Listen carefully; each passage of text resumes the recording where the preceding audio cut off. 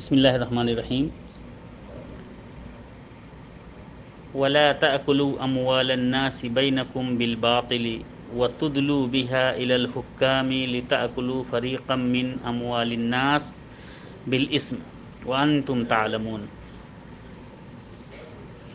یہ قرآن سورہ بقرہ کی آیت نمبر 188 ہے۔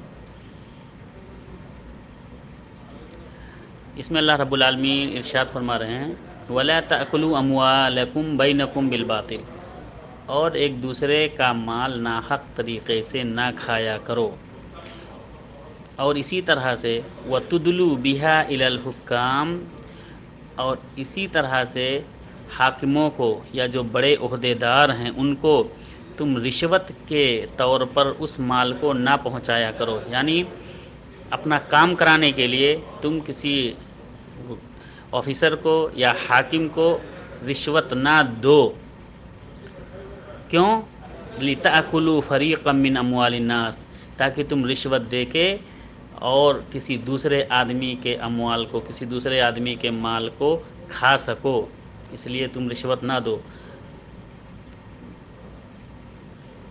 وَأَنْتُمْ تَعْلَمُونَ، اور تم جانتے ہو، یعنی تم جان بوجھ کر رشوت دے کر اپنا کام کرا کے حاکموں کو یا عہدیداروں کو اور غریبوں کا مال کھاؤ غلط طریقے سے، گناہ کے طریقے سے، تو یہ جائز نہیں ہے۔